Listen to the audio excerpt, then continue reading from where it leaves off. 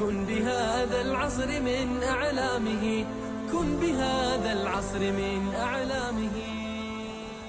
بسم الله والحمد لله والصلاة والسلام على رسول الله وعلى آله وصحبه ومن والاه. أما بعد, our topic tonight, dear brothers and sisters, the dangers of modern Sufism. The dangers of modern Sufism is a topic that as soon as the fly went out, made a few feathers move. Why? Because it's a sensitive topic to many.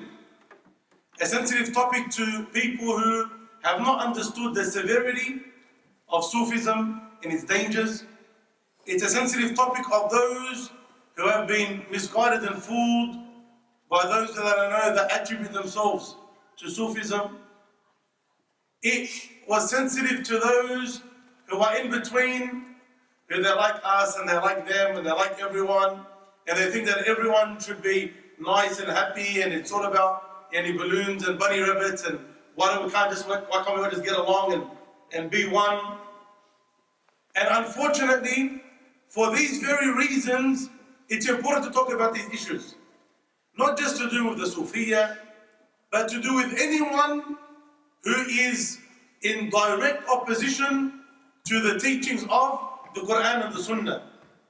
Be it to the extent of kufr, a'yadhan billah, like the Jews and the Christians. We need to speak about their deviance, so that as Muslims we know the right from the wrong, we follow the right and we stay away from the wrong. Or people upon extreme deviation, extreme innovation, where it led many of their followers to kufr, like the Shia. Or upon people who, they're generally speaking within the realm of Islam and they attribute themselves to the Sunnah of the Prophet ﷺ. So we say that they're Sunni, but they're upon misguidance and they're upon deviation and they are upon innovations. And many of them have, unfortunately, also from the ulama, fallen into matters of shirk, like the Sufiya, or other people who pose less of a threat, but their danger is still known, like the Ahbash. It is incumbent upon us to learn about them, because these are matters of deviation. And you will not know that which is right until you know that which is wrong. And you cannot save yourself from that which is wrong until you know that which is right. And whether we like it or not, no matter what utopian fairy tale we like to put ourselves in, or what environment we lock ourselves in, these people are working. Whether it's the Jews and Christians against Ahlul Sunnah, against the Muslims. Whether it's the Shia, they're working against Ahlul Sunnah. Whether it's the Sufiya, they're working against Ahlul Sunnah. Whether it's the Ahbash, doesn't matter who it is, people are working. So for those who don't know, or for those who are in between and they love everyone, and they say, why can't we all just be friends and get along? Or for those who attribute themselves unknowingly to them, thinking that they're innocent of what we're doing, know that when it comes to the deen of Islam, there is only one right way. When it comes to the deen of Islam, there is only one right way. If you read the entire Quran, you will find whenever Allah Azza wa Jalla speaks about guidance, He speaks about it in the singular form. Whenever Allah speaks about guidance, He speaks about it only in the singular form. But whenever Allah Azza wa Jalla speaks about misguidance, He speaks about it in the plural. Ihdina as-sirat al-mustaqim. Guide us to the one straight path. Allah Azza wa Jalla takes the people out of al-dhulumat, the darknesses, ila an-nur, an-nur, the one light, and takes the tawaghit, the shayateen, and the people like the shayateen, they take the people from an-nur, the one guiding light, to al-dhulumat, to the darknesses. The darknesses, the misguidances are many, and the one and the path of truth is one. Do not fall for the Buddhist saying that to reach God is like reaching the top of a mountain. We can all take different paths, but we're all reaching the one goal at the end. This is from Buddhism, not from Islam. If that was the case, why did Muhammad sallallahu alayhi wa sallam get kicked out of Mecca? If that was the case, why did the Prophet sallallahu alayhi wa sallam order that the idols be destroyed? If that was the case, why did Allah Azza wa Jalla not allow the Jew and the Christian who hears about the Prophet sallallahu alayhi wa sallam but doesn't want to convert? Why did Allah Azza wa Jalla not allow them to go to the paradise? If that was the case, why did Allah send prophets and messengers to correct the mistakes of people? If that was the case, why did Allah Azza wa Jalla enjoin upon the Ummah of Islam to enjoin the good and to forbid the evil? If that was the case, why did Allah Azza wa Jalla preserve the Quran and preserve the Sunnah of the Prophet sallallahu alaihi wasallam? Why do we need this guidance if you can choose whatever you want, understand it however you want, follow whatever you want? Even more specifically, the Prophet ﷺ made it clear that the Jews split up into 71 sects and the Christians split up into 72 sects. And the Prophet ﷺ said, and this ummah, the ummah of Islam, was split up into 73 sects, and even more than them. كلها في النار إلا واحد. All of them in the hellfire except for one. All of them in the hellfire except for one. The safe sect, the safe group. Who are the messenger of Allah?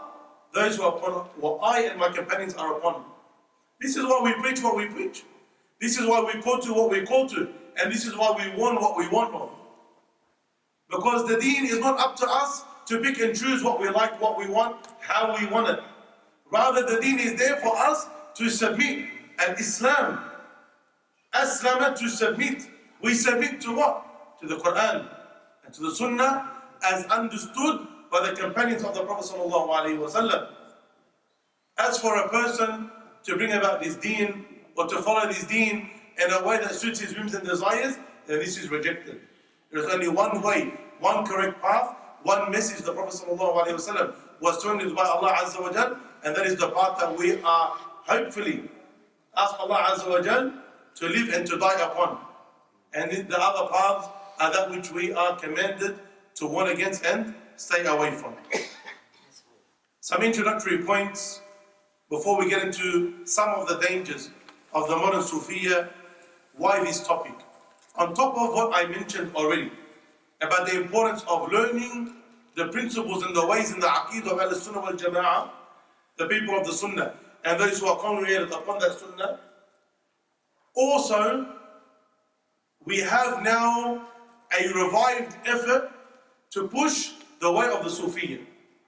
There is a revived effort in the Muslim world and the non-Muslim world to bring back the glory days of the Sufiya. The past 30, 40, 50 years have seen an immense decrease in the popularity of Tasawwuf, in the popularity of Sufism. Why? Because alhamdulillah, the ulama of Al-Sunnah have been spread all over the world with knowledge, carrying the Quran and Sunnah as understood by our righteous predecessors, showing the truth and fighting the falsehood. And the people who are honest, the people who are sincere, the people who are truthful, the people who are just, the people who are upright, they looked and they said, subhanallah, how simple is the message that these righteous ulama came with, and how buckled, how twisted, how warped is the message of those people who we used to call the Sufiya. The people that we used to look to for guidance. Look at how they are, look at what they are upon. The Prophet ﷺ didn't teach that. The Prophet ﷺ never taught that. Why don't you truly follow the Sunnah of the Prophet ﷺ? Why do you go against the Sunnah of the Prophet ﷺ? We have authentic ahadith telling us and guiding us to things exactly against what you do. Why are you upon such things? And they had no answers. They had no replies, except for a few philosophical replies here and there. But all in all, the people could see that what they are upon is misguidance, and so they left it. But now, the Muslim world, which wants to live in corruption, and the non-Muslims, they see the value of reviving this Sufism. Why? Because in it, you can keep the Muslim dormant and asleep. In Sufism, you can keep the Muslim dormant and asleep and away from any important matters in society. You keep him to worry about himself, you trick him and you fool him into dancing and celebrating and sitting in circles and bobbing his head, and he doesn't care about any of the matters of the dunya.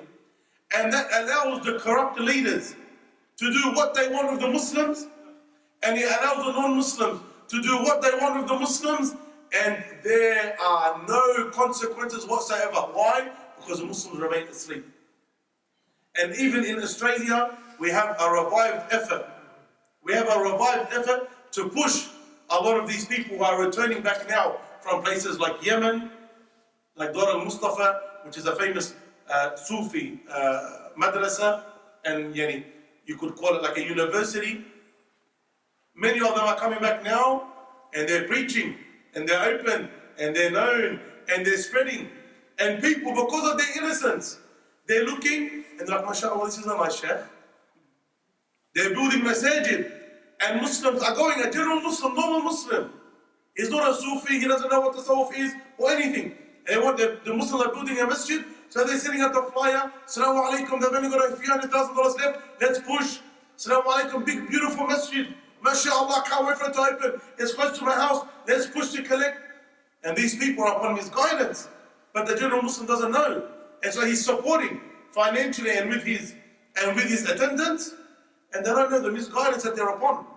And so it is incumbent upon the mashayikh and the du'at to call out the misguidance and falsehood, so that people are not fooled by it, so that people know it, so that people understand it, so that people know why they should stay away. Secondly, what is tasawwuf? What is Sufism? If you ask the Sufi what is tasawwuf, he won't know.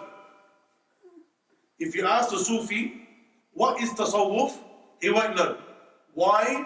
Because from the words of their ulama, like Habib Umar, the biggest head in the world today, there is over 1,000 to 2,000 definitions of what tasawwuf is. Ya mashallah. Over 1,000 to 2,000 definitions of what tasawwuf is. To summarize it, it is, in their words, summarized, to reach the level of ihsan. It is to reach the level of ihsan. What's the level of ihsan? The highest level of religion that you can reach. And ta'bud Allah ka'annaka tarahu, fa'in lam tarahu, fa'innahu yarak. To worship Allah as if you see Him. If you don't see Him, then know that He sees you. So, theoretically, this is a good thing. To know how to reach the level of ihsan. So theoretically, we have no issue with tasawwuf. Theoretically. In that understanding on how to reach those higher levels of iman. This is no problem. But what the average implemented version of tasawwuf is today is a way for you to worship Allah upon innovations and shirk and everything against the sunnah of the Prophet ﷺ. That's what tasawwuf has become. A way to worship Allah upon innovations, and in many cases, shirk, and everything to do with going against the sunnah of the Prophet ﷺ. Where did the name tasawwuf come? Where it come from? Where did the word Sufi come from? Even they themselves don't know. Even they themselves don't know. The most common attribute of the word is from as-suf. As-suf is wool. So they say that some of the zuhad, they used to wear wool in order for them not to be attached to the dunya. When dunya became extremely prosperous for a lot of the Muslims in the Muslim societies, and they didn't want to live in that luxury, they wanted to be away from this luxury so that their hearts could be attached to the hereafter and to Allah Azza wa Jal. They used to wear a lot of material of wool because it was a lowly material. So they consider themselves, okay, this is from Suf, so these are the Sufiya, these are the people who wear wool, so they got attributed to that. Others will tell you from a safa, from purity. So to clean your heart and make it pure from everything that goes against that complete and perfect connection and relationship with Allah Azza wa Jal. And there are other definitions. Again, we do not have a problem with that. For a person to be a zahid, for a person to be away from the dunya and not want to fall into the luxuries of this dunya so he can maintain the connection with Allah, we don't have an issue. For a person to concern himself with purifying his heart, we don't have an issue. So up to here, we don't have an issue. There is nothing wrong with that. So no one misunderstands. Which takes us to our next point. What is the stance of Ahl Sunnah from the Sufiya? When we say Ahl Sunnah, in comparison to Ahl Bid'ah or Sufiya, it means Ahl Sunnah, those who are upon the Sunnah, and the people of the Sunnah, like the companions of the Prophet ﷺ, against those who are people of innovations. Those who didn't stick staunch to the Sunnah of the Prophet ﷺ, but rather innovated in their religion. So, with Ahl Sunnah, how do Ahl Sunnah view at-tasawwuf in general? And view the Sufiya in general? Ahl Sunnah arhamu al-nasi bil-khalq, as Ibn Taymiyyah rahmatullahi alayhi said. Ahl Sunnah are the most merciful people towards the creation. We are not people that are worried about terms. We're not people that are worried about terms. Terminology, we don't differ on. لا مشاحة في الاصطلاح. As the famous rule is, there's no difference and there's no enmity towards terminology. If you call reaching ihsan tasawwuf, we're not worried about that name. What we're worried about is the reality. So if a person calls himself a Sufi and he's upon the Quran and the Sunnah, then we have no problem with him whatsoever.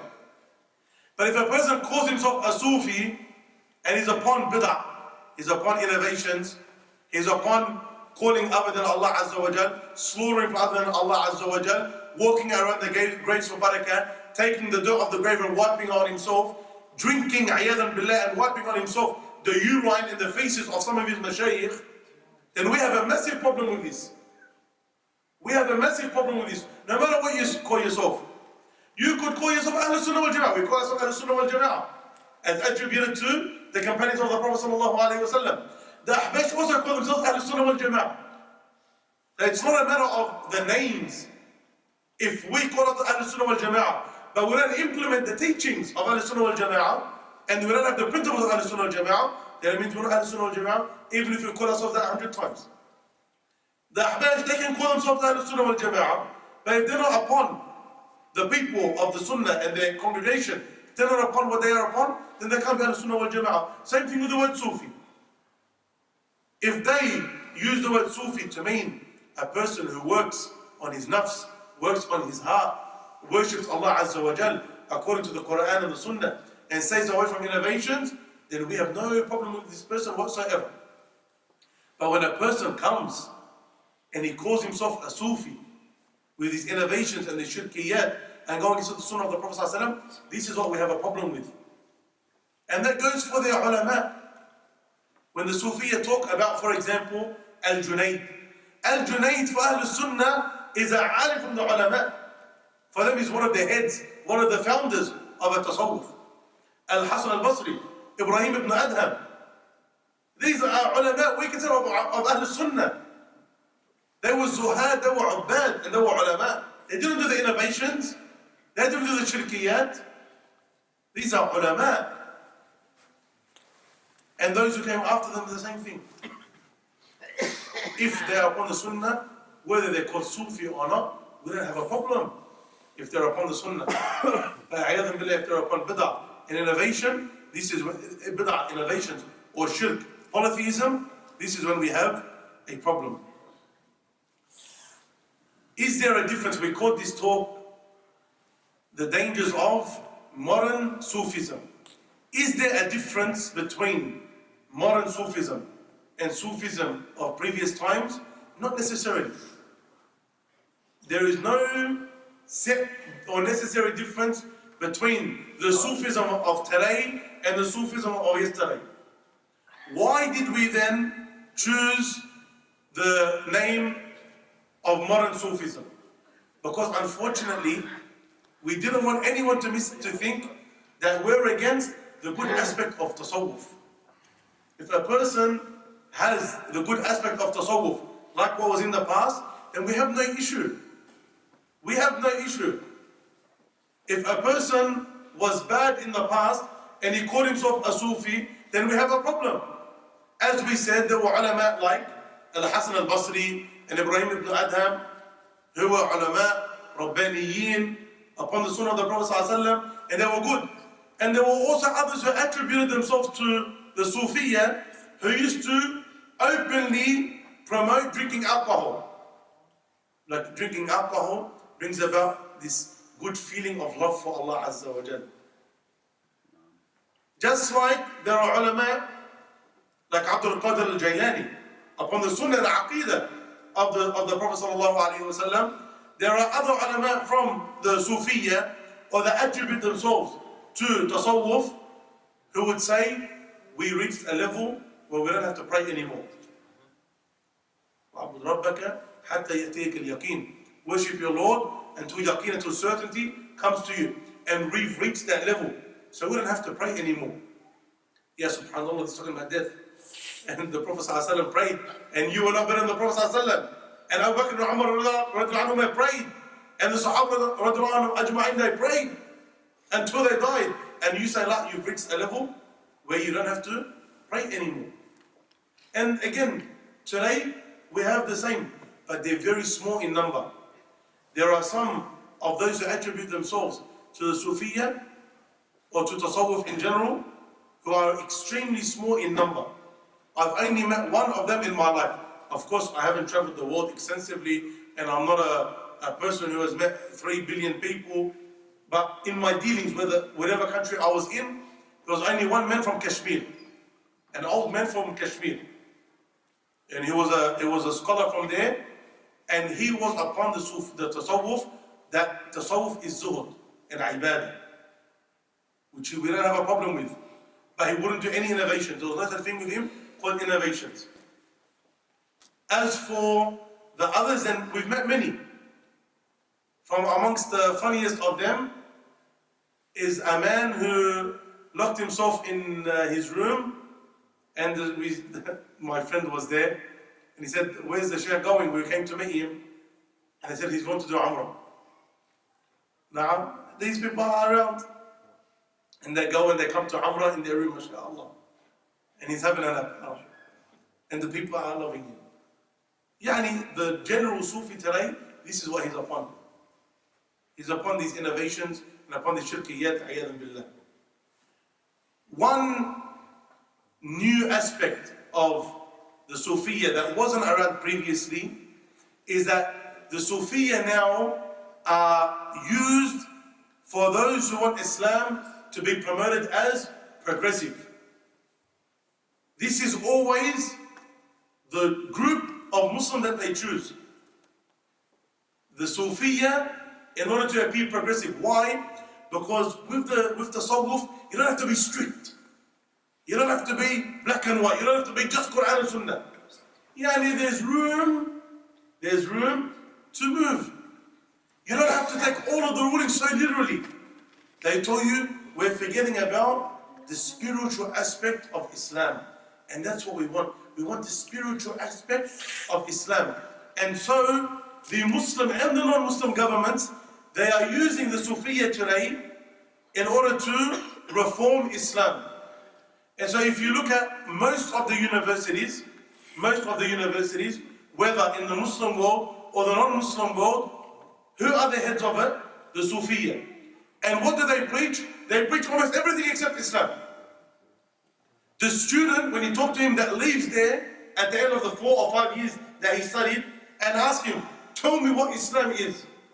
He tells you everything except what Islam is. You can do this, and Islam is like this, and you don't have to do that, and don't worry about this, and why don't we do that, and where the problem, and. It's everything except for what the Prophet ﷺ was upon. Ya subhanallah. What about this ayah of Quran? What about this hadith of the Prophet ﷺ? What about the seerah of the Prophet ﷺ? What about the words of the companions? What about all of these aspects of Islam?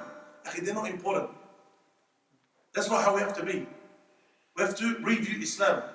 And so you will not find one aspect of deviance amongst Islamic progressives, Muslim progressives, except that the head of them or their influencer is a Sufi. Why? Because he's made them feel that it's not about, you can be a Muslim without having to worry about the strict and stringent rulings of Islam, the rigidness of Islamic rulings. No, rather Islam is beyond that and above that. Islam truly transcends that. It's not about the salah, it's about your connection with Allah Azza wa Jal. And so no matter how you are, as long as the heart is connected to Allah Azza wa Jal, then there's no problem. And this is why, dear brothers and dear sisters, we have now an ever-increasing number of so-called Muslims, and they have nothing to do with Islam, that say it's not about the hijab. I don't have to wear hijab. Also, the hijab isn't part of Islam. Hijab isn't part of Islam. So she got rid of the hijab. It's about dressing modestly. Think, dear sister, you've gone against the consensus of the entire Muslim Ummah.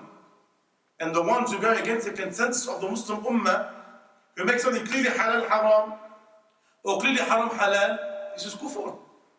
You've left the fold of Islam by saying so. Repent to Allah Azza wa Jal, and Allah will accept your repentance. But what you're upon is extreme deviance, and it leads you outside of the fold of Islam. So you can't say that I'm wrong because you can't say that I'm not Muslim because I believe in Allah Azza wa Jal. I believe in Allah Azza wa Jal. Where did this come from? Extreme irja. Who are the promoters of irja? Irja is that for Iman you just need to believe in the heart. This is called irja. With Ahl-Sunnah you need to believe in the heart, say on the tongue and implement on the limbs. Sufiya, the promoters, it's just about belief in the heart. As long as you believe in Allah, do whatever else you want. This is why one of them said, I don't pray 5 times a day. What do you do? I write letters to Allah. Ya subhanallah. This is your worship? Go and tell her that you can't be a Muslim if you believe that you are allowed to, you don't have to pray. If you believe, I believe. That you believe that you don't have to pray, and that it's sufficient for you to write letters from Allah to Allah. Find me one alim in the history of Islamic sciences, in the history, any Islamic science that says you're allowed to believe that the salah is not an obligation upon you, or that you're above the Sharia or better than the Sharia, except who? The extreme Sufiya. So it's not about the rulings, it's not about the rigidness of the rulings. Rather, it's about your feelings. It's about your personal connection to Allah Azza wa Jal. As long as you have that belief, then all else is not a problem. So even though not every single Sufi is like that, the heads of these organizations, the heads of these institutes, those who promote that and make this acceptable are always who? Always and only the Sufiya. And these are becoming ever so evident in our societies, including, just so you know, in the Sharia that's taught in the institutes here. The official institutes of that teach Islamic studies here, they have the same concept. They are run by who? They are run by these types of people. Ayyadhan billah. We speak about some, not all. We speak about some of the dangers of tasawwuf in the world today. First and foremost, and this is what has been previously, and it's now and it's going to be in the future, that they are the main callers to shirk and bid'ah. They are the main callers to shirk and bid'ah. What was the message of the Anbiya? Allah tells us that He sent the messengers. For what reason? To call the people and ya'budullah wa ijtanibu at-taghut. Worship Allah and stay away from at-taghut. Stay away from that which takes you away from Allah. That which puts himself on a pedestal like Allah Azza wa Jal. Or to direct the worship, to direct an act of worship or something that belongs only to Allah. To Allah, stay away from all of that. Worship Allah alone. Your testimony of faith is what? Is a testimony that you worship nothing except Allah Azza wa Jal. La ilaha. There is no deity worthy of worship illallah, except Allah Azza wa Jal. That's your Islam. That's your religion. That's what you hold on to. That's what gets you into Jannah. The problem, the greatest problem a person can fall into in this dunya is shirk. وَلَنْ أَشْرَقْتَ لَيَحْبَطَنَّ عَمَلُكَ. Allah says, if you were to commit shirk, yani to worship another deity along with Allah Azza wa Jal, all of your good deeds will be demolished. Allah told us, إِنَّ اللَّهَ يَغْفِرُ الذُّنُوبَ جَمِيعًا إِلَّا أَن يُشْرَكَ بِهِ. Verily Allah forgives all sins except to associate a partner with Him. And a person could be a zani, ayyadhu billah, could commit zina, could drink alcohol, could gamble, could take riba, could commit any sin that he wants. But he believes in La ilaha illallah Muhammadur Rasulullah. And he implements that which proves, at least to a basic extent, his belief in Allah Azza wa Jal. He could come on the day of judgment and Allah Azza wa Jal forgives all of his sins. He's under the Mashiach of Allah Azza wa Jal. He's under the rule of Allah Azza wa Jal. If Allah wants to forgive him, He'll forgive him. If Allah chooses to punish him, He will punish him. But the only sin that Allah Azza wa Jal has upon Himself chosen not to forgive is the sin of shirk, if a person dies upon it, a'yadhan billah. How do they call to shirk? You have many different ways. All of the ways they're beautified and they're made acceptable. From amongst their ways is making dua to other than Allah Azza wa Jal. They told you, no problem, you can go to the grave and make dua to that wali. We have in Lebanon, they have in Syria, we have in the subcontinent, we have in Indonesia. Allah Azza wa Jal, وَأَنَّ الْمَسَاجِدَ لِلَّهِ فَلَا تَدْعُوا مَعَ اللَّهِ أَحَدًا. The masajid are for Allah. So do not make dua to other than Allah. And they say, no, you can go and make dua to other than Allah. Ya subhanallah. Allah Azza wa Jal. Allah Azza wa Jal is there listening, able. And it's an act of worship. And we know shirk is what? To make an act of worship towards Allah, to direct an act of worship to other than Allah. And you say, no, you can go and make dua to the Prophet sallallahu alayhi wa sallam. You can go and make dua to Sayyid al-Badawi. You can go and make dua to Abdul Qadir al-Jailani, al-Rifa'i, Abdullah al-Hurari. Go and make dua to al-Haddad. Go and make dua to Fulan. Go and make dua to Fulan. Subhanallah, where's your dua to Allah Azza wa Jal? How can you take a direct act of worship that's between you and Allah and direct to another person? Say, give me this and give me this and give me this. You have some of them that will go and make sujood to the graves. Sujood. In some masajid, especially, alhamdulillah, we have in Australia. Alhamdulillah, we have that type of shirk in Australia. Alhamdulillah. Some masajid overseas, they put the grave in the direction of the Qibla, yani here. Right here. So every single one of us on purpose is doing what? Sujood to the grave. Even though the Prophet ﷺ did not allow any graves to be in the masajid.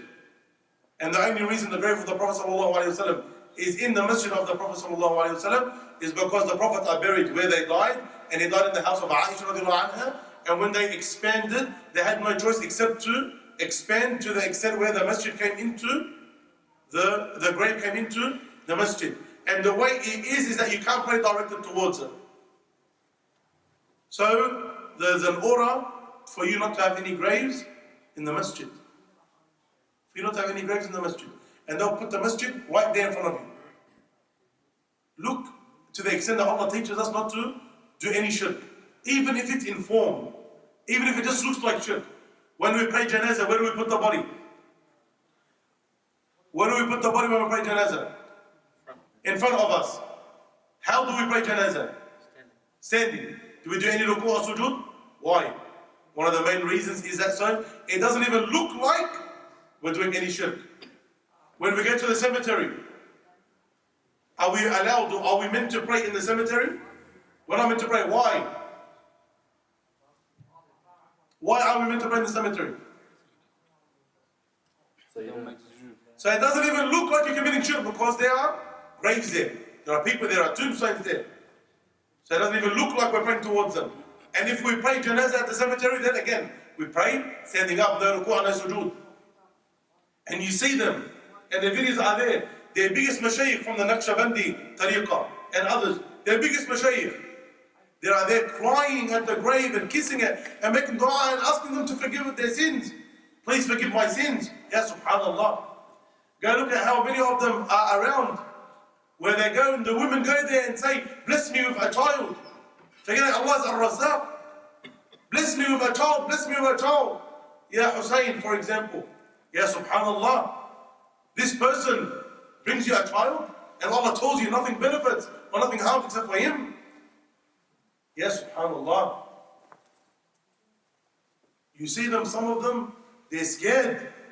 They're scared, they carry stones and they do tawaf around the grave. And you think, why are you doing this? I tell you, because if you don't do this every single year, he'll get angry with you. Who will get angry with you? The wali. What will he do? He'll punish you. He'll get rid of your kids. He'll take away your rizq. SubhanAllah. Unbelievable. This is what you do to these people. These people are going to be asked by Allah Azza wa Jal. They cannot handle it, they cannot benefit, they cannot harm. They have their own reckoning they need to be held accountable for. They need our dua. Is this what the companion done to the grave of the Prophet ﷺ? La wallah. Did the companions told others to do this? La wallah. The companions of the Prophet ﷺ, they're telling the companions, when I die, stay in my grave as long as it takes to slaughter a camel, making dua for me. Because that's what I need. I need your dua. They're companions of the Prophet ﷺ. And others are going and doing sujood and asking them for children and for forgiveness and for rizq. Ya subhanallah. What kind of shirk is this?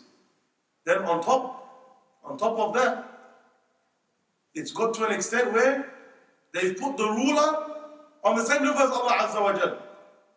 We believe that you are not allowed to want or to implement a sharia other than the sharia of Allah Azza wa Jal. If a person, by wanting to not rule by the sharia, wants to rule with something else, or to put someone else's rule along with the rule of the sharia, then this is kufr. And some have gone even more than that, by saying this fact that you done it by choice is kufr. And you look at them now arguing in Mashayikh Azhariya, the Sufiya, and Mutasawwifa, those who are affected by Tasawwuf. Go look at them now arguing and debating. Those who say we need to implement the Sharia. They say whatever the ruler says, that is the Sharia. Subhanallah. The Shaykh was arguing with, and that Shaykh Aslan is also a Sufiya, ala fikra, to show you the levels and degrees. He's saying, how can you make alcohol halal? Allah said it's haram. He says, this is if the leader says it, then that becomes the Sharia. Subhanallah. And they're there, it's on YouTube. It's not hidden. It's not, you don't have to go to the dark web to find it. And they attribute it to it. Go look at Sa'd Din al-Hilali, go look at all of Mr. Jundi, not this Mr. Jundi, the other Mr. Jundi. And go look at all of them. They're there. The salt was surah. Go look at what they do in Sudan. Go look at what they do in Morocco. Go look at what they do in Lebanon. Alhamdulillah, they don't bother. Alhamdulillah. Khalas.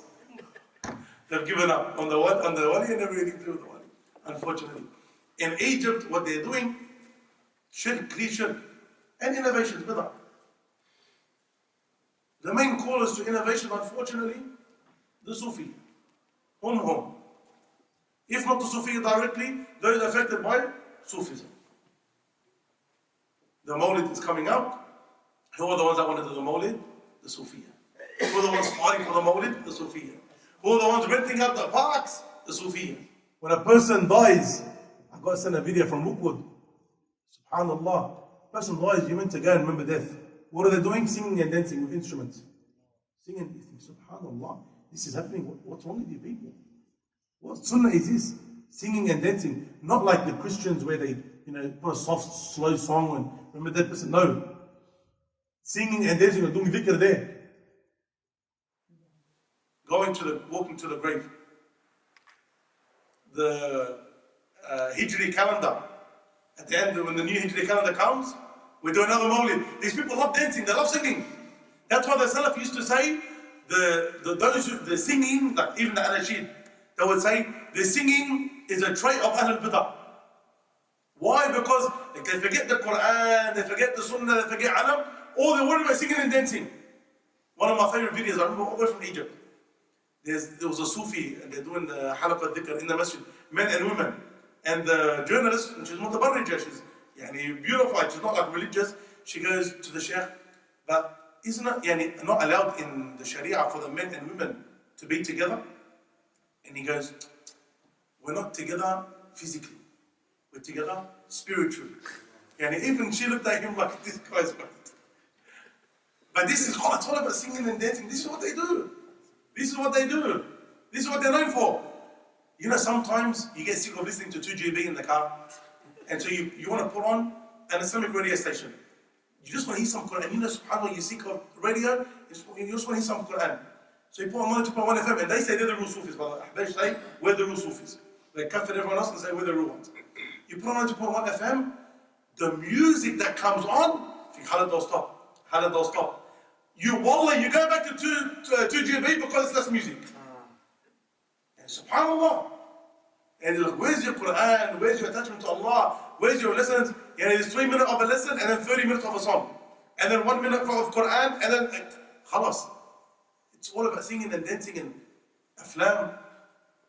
Most of the people that are involved in sihr, Who are they? The Sufiya.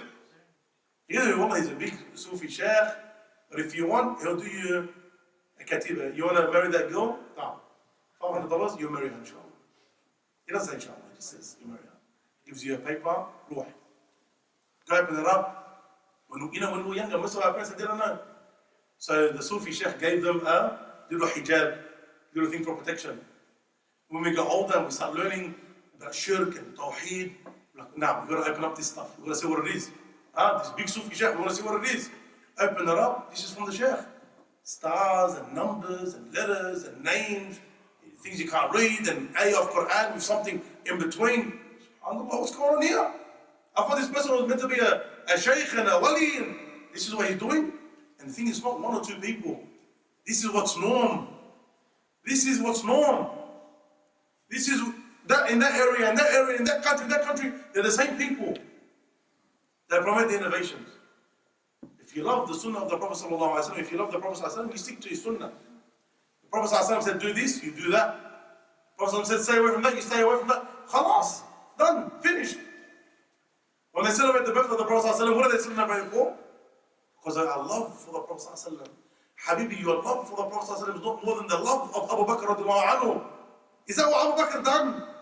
Or did he implement his sunnah and stay away from what he stayed away from? You want to show your love for the Prophet ﷺ? Implement the sunnah. Implement it with your, firstly, your aqeedah. What the Prophet preached, believe. With your ibadah, worship the way the Prophet ﷺ worshipped. You want to implement the sunnah with your outwardly appearance. Anas radiallahu anhu used to make his son eat pumpkin and like pumpkin just because the Prophet ﷺ used to like pumpkin. That's why, any reason. He didn't say it's an obligation or you're going to get Jahannam. No. How dare you say you don't like pumpkin and the Messenger of Allah used to like pumpkin? Just for that reason, he used to make his children like pumpkin. And you have a beard, you say, oh, it's only sunnah. And there's no beard. They put your pants above your ankle, oh, I heard it's only sunnah. So you leave your pants be like, do it just for the Prophet. But you love him, do it like him, sallallahu alayhi wa sallam. But this is the main problem of shirk and innovations. Very important when it comes to this rule. Understand, dear brothers, everyone has dalil. Understand. Everyone has what? Has dalil. Everyone has evidence. But the evidence of Ahlul Bid'ah is always general, something very general. The evidence of Ahlul Sunnah is specific. The evidence of Ahlul Bid'ah is always general. The evidence of Ahlul Sunnah is always specific. Yani, if you say to them, for example, why do you guys say when you're burying a person, the Shaykh comes and says over the grave, إِذَا جَاءَكَ الْمَلَكَانِ وَسَأَلَكَ مَنْ رَبُّكَ فَقُلْ رَبِّيَ اللَّهِ, etc. I mean, why do you do this? Did the Prophet do it? We know what the Prophet done. He would put the body down, Bismillah ala millati Rasulillah. He would put the body in a certain position, and then he would tell people, make dua for your brother, for verily he is going to be questioned. Make dua for your brother, for verily he is going to be what? Questioned. So the Sahaba would turn and make dua to Allah Azza wa Jal. This is a specific evidence. Why do you guys come and sit over the grave and say, if the two angels come to you and they ask you who is your Lord, then say, my Lord is Allah. Where do you get all of this from? Say, oh look, the Battle of Badr.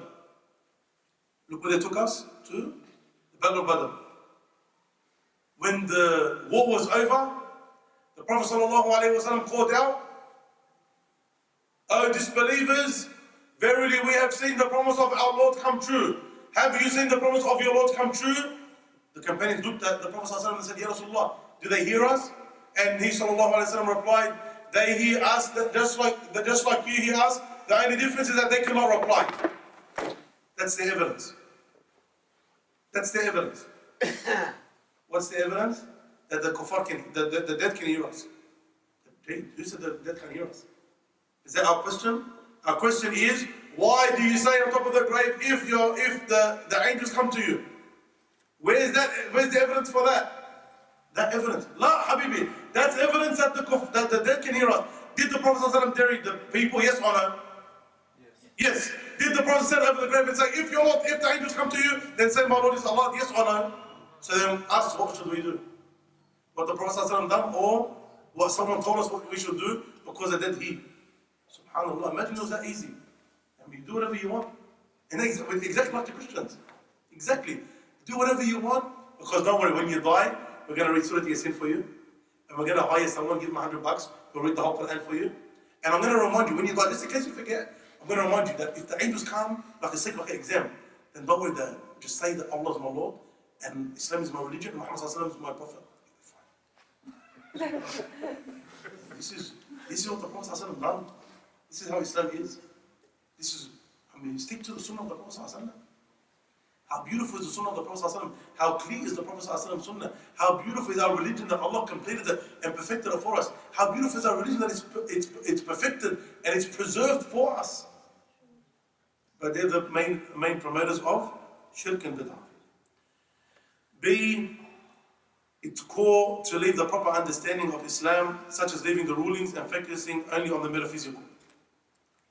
Again, we alluded to it before, but this is a major problem. Why? Because if Allah Azza wa Jal did not want the hijab to be important, why would Allah make it part of the Sharia? Very simple. If Allah Azza wa Jal did not worry about hijab, did not want the women to wear hijab, why would Allah make it part of the Sharia? If Allah Azza wa Jal did not want there to be jihad, why did Allah make jihad part of Islam? If Allah did not want the Sharia, why did Allah give us the Sharia? If Allah told us, if the Salah wasn't important, why would Allah make us pray the Salah? So they make the rulings of Islam abath, like play, no problem. Do it and do it, not an issue. What's important is your connection with Allah Azza wa Jal. As long as your connection with Allah Azza wa Jal is good, then you are also good. Tayyib, Ya Habib al-Qalb, how do I get my connection with Allah Azza wa Jal to be good? How do I perfect my actions? What do I do? If I want to praise Allah, what do I do? You worship Allah Azza wa Jal. قُلْ إِن كُنْتُمْ تُحِبُّونَ اللَّهَ فَاتَّبِعُونِي يُحْبِبْكُمُ اللَّهُ. Allah tells us in the Quran, say, and Muhammad Sallallahu Alaihi Wasallam to the people, say, if you love Allah, then follow me, then and only then will Allah love you. So if you want the love of Allah Azza wa Jalla upon you to do what? To follow the Sunnah of the Prophet Sallallahu Alaihi Wasallam. Then and only then will Allah Azza wa Jalla love you. Simple, Allah simple. But to try and find another way to love Allah Azza wa Jalla, this is, in dunya you don't even do this. Take it as a rule. If you want to show your love for the one that you love, you need to do that which the loved one loves. If you want to show your love for the one that you love, then you need to do that which the loved one loves. Understood? So you would love a toolbox, say. If you want to show your love to your wife, do you go and get her a toolbox? Why? Because she doesn't like the toolbox. Roses. Let's say your wife loves roses. Because your wife, it melts her heart and it makes her love you and it rejuvenates the relationship, etc. You go buy it. Why? Because in order for you to show your love for the one that you love, you need to do that which the loved one, which is your wife, loves. She loves roses, you have to get her roses. And in dunya, we follow this rule. Why do you follow with Allah Azza wa Jal? Allah's told you what He loves. So if you want to show your love for Allah, then you need to do what the loved one, which is Allah, loves. Which is the Sunnah of the Prophet Sallallahu Alaihi Wasallam. Wallah, it's so simple. Wallahi, it's so simple. Why they go left and right, Allahu A'lam. So they told you, get away from all of these things. Move away from all of these things. Don't worry about salah, hijab, niqab, jihad, Quran. Don't worry about any of these things. Khalas, just be a good person and that's enough. And that causes major problems. Why? Because whenever a Muslim country wants to do something, the deen is now taken out of context or taken out of the picture. Like in Tunisia, when the president who recently passed away, alayhi min Allah ma yastahiq, and he didn't openly show his repentance, so we consider him to be a non-Muslim, who came and said, the Quran says that the sister gets half of the brother, but we don't rule by the Quran, so don't worry, it doesn't affect us. And the Quran says that the Muslim woman is not allowed to marry a non-Muslim man, but it doesn't affect us. So what we're going to do is, because we are a civil state, we're going to allow the Muslim woman to marry a non-Muslim man, and we're going to make that the girl gets half the exact same as her brother. Why doesn't he have an issue with that? Why does he still think that he's Muslim? Why do the people accept it? Because it's not about the rulings. The rulings are a side matter. As long as you believe in Allah and you're a good person, that's enough. And this taban is not enough. See, it's undermining the da'wah of those who call to the truth. The core of those who call to the Quran and Sunnah is understood by the companions of the Prophet ﷺ. They are working day and night to fight against it. Whether you know it or not, whether you like it or not, whether you believe it or not, they are working day and night to undermine our da'wah. As we said, an example is the universities. The mashayikh that come and that we have contact with, for example in Al-Azhar, they'll tell you, in Al-Azhar in Egypt, the most famous university, anyone who's Salafi, they're getting him out of the university. Anyone who's Salafi or Ikhwani, they're getting him out. We're not saying we agree with everything that the Ikhwan do, but we're saying in general, and he's not Sufi, anyone who's not on their way, straight away out of the university. The Salafi TV channels that they had in Egypt, which were one of the best forms of da'wah, closed, or changed to the Sufi channels. The Sufi mashayikh, the Salafi mashayikh in the masajid in Egypt closed down. Who's put in their place? The biggest Sufis there are. Everywhere. Everywhere. I don't know what position he had, but he was from America, high up in politics, and the video was known, most of you have probably seen it, where they spoke about, unfortunately, one of the reforms that we need to make and that we told the Saudis to do is that they need to change their books. Talking about what? Tayyib. What does that have to do with tasawwuf? But they're Salafis, what's that got to do with tasawwuf? Because what Islam do they want that's acceptable? Sufi Islam, they don't want Salafi Islam. Allow it to be a Sufi Islam and we're happy. Have that, no problem. But just reform the books. The Salafi part of the book, get rid of it. And make it like nice and fluffy for everyone. RAND, that provides the papers to the American government about how to strategically work against the Muslims. What do they say? We need to promote, we need to assist in any way we can the Sufi mashayikh and the Sufi propagation. In Australia, as I mentioned, the universities that teach Islamic studies are what? Sufi.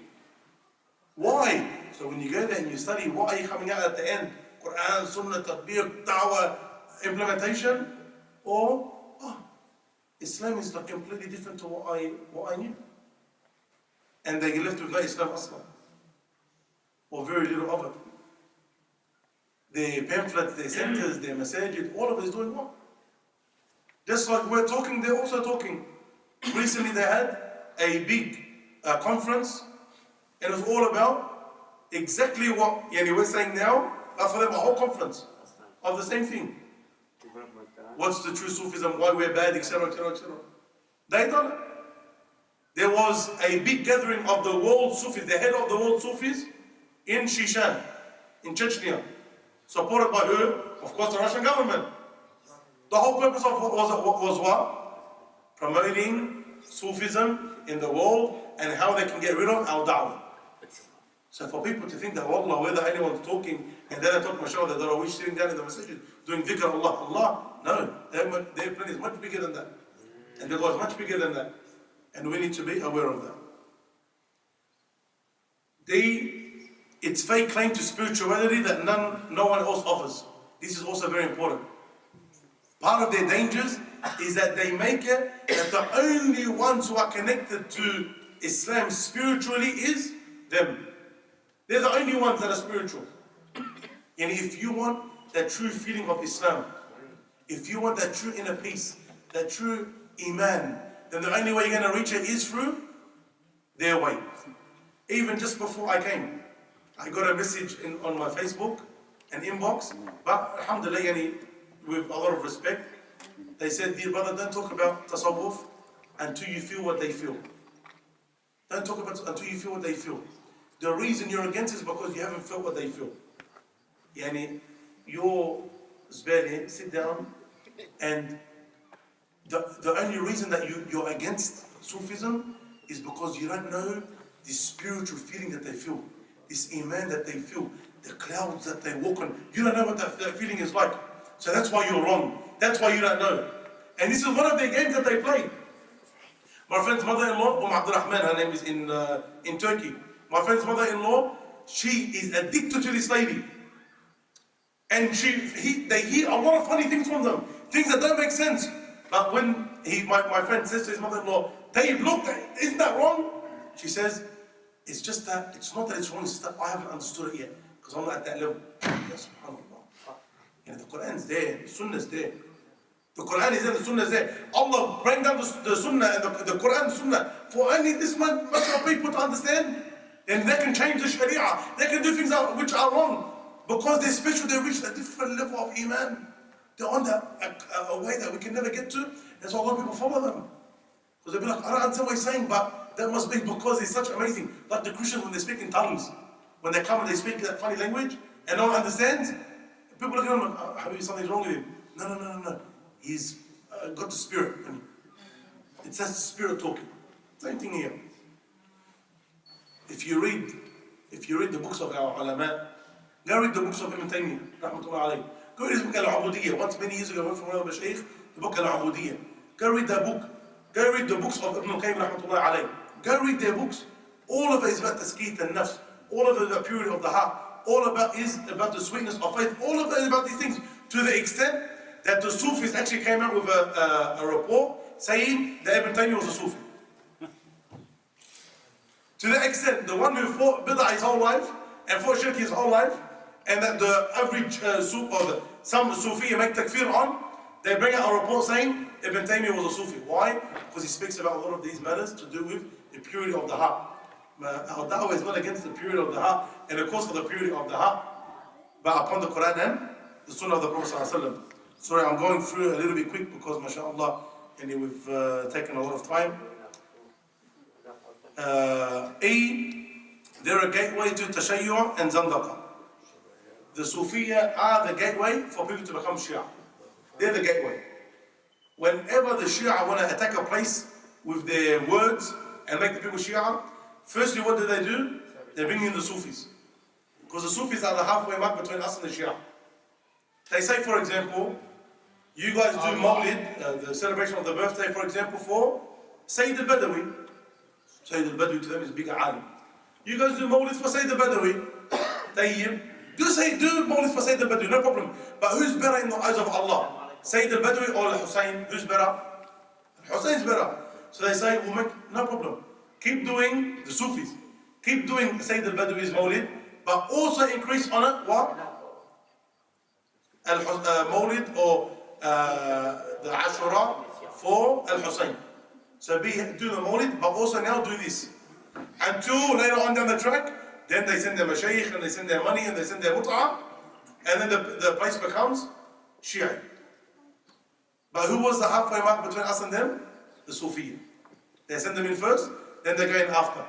And that's why you find the places that became affected so much by the Sufiya, like by the Shia, like Yemen, some parts of Lebanon, some parts of Egypt. What were they before they fell into the Tashayyu'? They were Sufiya. And Zandaqa. Zandaqa means like you're an open kafir, but you just say I'm Muslim. But you're open kafir. Like Sheikh Da'i. Anyone know Sheikh Da'i? Anyone know Sheikh Da'i? Yes. Who's Sheikh Da'i? ما بتعرف؟ عبود بيعرف. تعرفه؟ نعم. مين هو؟ Sheikh Da'i.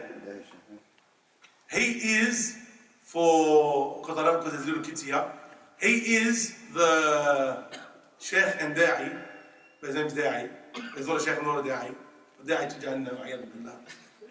He's the guy who likes the opposite gender to females and says it's halal. What book does he walk around with? Rumi. Everyone know Rumi? Rumi, the famous Persian poet. All he talks about is the metaphysical and being attached to that which is great, being attached to Allah in any way, shape, or form. You can like women, you can like men, you can like, yeah. As long as your heart is attached to Allah. And that's what this guy follows. And even when they've done the interview to him, they mention him that he's walking around with Rumi's book. Why? Because this is the source that they want. Get rid of the ahkam of the religion as long as you're worried about pleasing Allah Azza wa Jalla. Zandaqa. Finally, and I had to go through these a little bit quick, the propagation of lies and fake claims against Ahlul Sunnah. They are the ones who bring all the lies against Ahlul Sunnah that have no basis whatsoever. For example, they say, you Wahhabis, you guys hate the Sunnah of the Prophet sallallahu alaihi wasallam. You hate the Prophet sallallahu alaihi wasallam. Think, A'udhu Billah. We hate the Prophet sallallahu alaihi wasallam. Why do we hate the Prophet sallallahu alaihi wasallam? Because you don't celebrate his birthday. If you truly love the Prophet sallallahu alaihi wasallam, you celebrate his birthday. Yani this bead, is for who? For Abu Jahl? I'm wearing a folk to implement who? Abu Lahab? Who? I'm trying to emulate to the best of my ability who? The Prophet ﷺ. I'm covering my head. Why? Because Brad Pitt does it. Who? Why am I covering my head? For who? To try and be like who? To be like the Prophet ﷺ. When we're sitting here teaching day and night the Sunnah of the Prophet ﷺ, the Hadith of the Prophet ﷺ, the tafsir that goes in line with the understanding of the Prophet ﷺ, when we teach the Sunnah of the Prophet, the seerah of the Prophet ﷺ, when we warn against bid'ah, it's for who? Because we love who? Because we love the Prophet ﷺ. And then for you to come and say, because you don't sing and dance on the birth of the Prophet ﷺ and hand out sweets, that's a sign that you hate the Prophet ﷺ. So many claims that they make to scare the people, they are baseless, they've got nothing to it. And we need to be aware of who they are, what their tricks are, what their treachery is, and how to defend the Sunnah, defend Islam, and promote it to the people. This is something summarized as much as possible. My apologies, I know we took up a lot of time, alhamdulillah, but this is a topic that needs to be spoken about, and the people need to learn it, and the people need to hear it, and the people need to implement it and spread it.